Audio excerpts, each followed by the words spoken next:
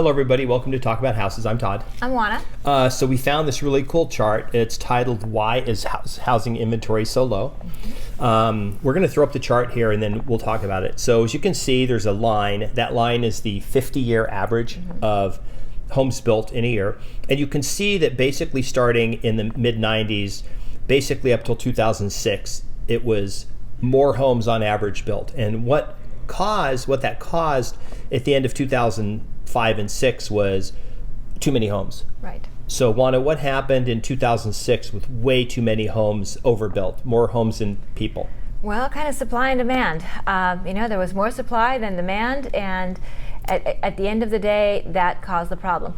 The other part of it, of course, was that people were purchasing homes and trying to flip them, and they were doing arbitrage where they were purchasing new construction. New construction would be done in 6 to 9 months, and then when it was done, they would go ahead and put it on the market to sell because they were arbitraging that price between that value 6 to 9 months ago when they went into contract and that value when they closed, and they were trying to sell it for the new value. And so that was part of it. So there was this whole snowball effect. The other thing is that, remember, these are people who are not going to occupy the home. They're just trying to do this arbitrage, and they don't have any equity in the home. They're buying these homes with zero money down. Maybe they're even taking home equity loans on top of that out of there. So now you're 120, 125% loan to value. So there were a lot of different things going on. What's happening today is completely different because post the Great Recession, we had very little building.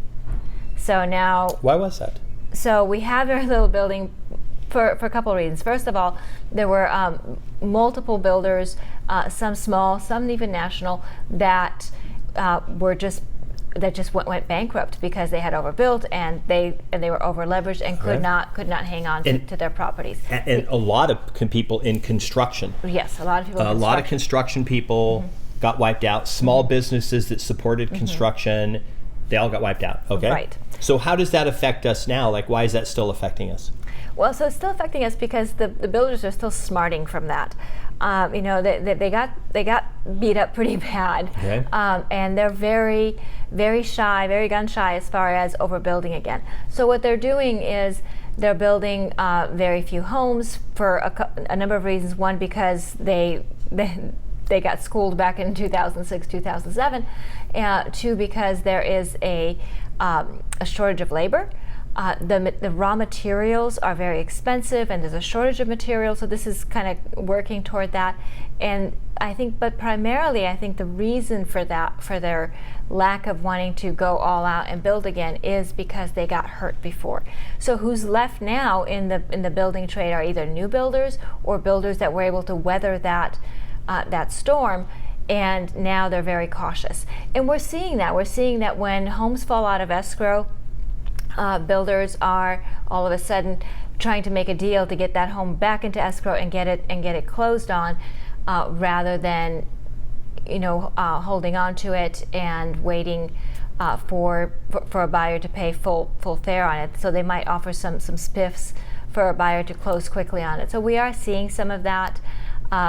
Depending on the builder, we're seeing interest lists, we're seeing waiting lists, and some builders don't have interest lists and waiting lists. Some builders are selling them as they come.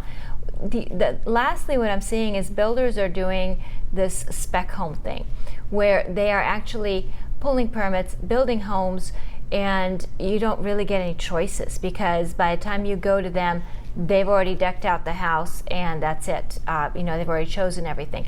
Now, that gives them a lot of control over pricing because, like I said, we do have a materials issue. So what they don't want to do is they don't want to get into the situation with the home buyer saying, hey, I want all these materials in the house. I want this countertop and that cabinet or whatever. And then them not being able to put those in, having that delay closing. So in order to avoid that, they're just choosing everything for you, and it's kind of the Henry Ford motto: you can have any car so long as it's black, you can have any house so long as it's this one with all these features, and they're not letting buyers have a whole lot of choices. Something else too is that we still haven't gotten back to that 50-year median. We're still below that, and they estimate we're between 3.5 and 4 million homes short in the U.S. That is the reason why home prices are up. It's not speculation. It's nothing like that. It's just we're short homes. So unless there's got to be something else, meaning we got to start building more homes if we're going to have. Because how do we have a crash in the housing market when new home builders aren't building the homes we need? Right. So that's highly unlikely, obviously. So we're kind of in this space right now where we've got all these people pulling their hair out saying that the housing market's going to crash primarily because of price, and then we've got these people in the other camp saying, hey, you know what prices don't make the housing market crash. We've got low inventory. We still have historically low interest rates. You know, the average interest rate for homes over the last 45 years is 7 and change. We're dealing with about 5% interest rates right now. So we still have all these factors over here in this other camp saying, hey, homes are still pretty affordable from the perspective that we've got low interest rates, we have low inventory. It really doesn't make sense that we would see a housing crash. We have low unemployment. So you have these two different camps, and it's a matter of, you know, do you listen to the camp that is really focused on price and on what goes up must come down, or do you go to the other camp and say, here's all this data, we just don't see it? Right. Obviously, new home building, just like the regular market, it's hot in the spring. Mm-hmm. We're going into the summer, it's going to cool off. Mm-hmm. I've been hearing anecdotal information about people saying, oh, well, this builder just put out this thing, they're offering like more commission for agents, or they're giving people more stuff. And, you know, it's because if April is the hottest month, which we already know it is, we're already in late May. So it's going to slow every month until November, October, November, and then it's going to start picking up again. It's going to start then, you know, because this happens every year. So looking at this and going, oh, it's May and it declined from last year. Total number of sales declined. The market's crashed. That's the first tip of the market crashing. Well, if you look back every year for the last 10 years, guess what happened in May, June, July, every year? Less homes sold all the way into November, and then they starts picking up again because it's cyclical and it's seasonal.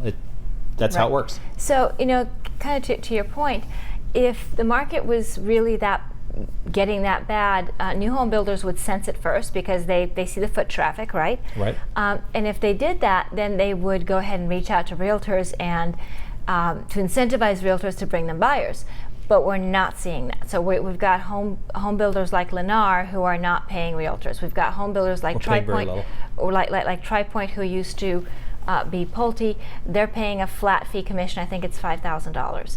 So they're not trying to work with their realtor partners to bring buyers in. So if they're not doing that, that tells me that they're not hungry. Yeah. Anyway, so that's the data. It's actual data. We didn't make up that chart. It's an actual, you know, it's based on actual data. This is a long-term fundamental thing in housing that's causing home prices to do what they're doing. And that's it. The market just took until 2020 before it, you know, reacted to it. That's it. You know, and you know, mortgage rates, of course, are higher than they were 3 months ago, 6 months ago, but they're still lower historically. We have a whole video we're going to do. Actually, we're going to show you some data that's going to blow you away when you see this. You're going to be like, oh crap. Oh crap. So please subscribe, hit the notification bell, leave us a comment, and what else? And if you have data that you want to share with us, please put a link down in the comment. Please don't put links to other videos. We are interested to actual data. So if you have you know, numbers from the government or from a respected data source, please, you know, share that with us, because we're very open to learning. We have an open mind, and we hope you do too. All right, we'll see you on the next video. Bye. Bye.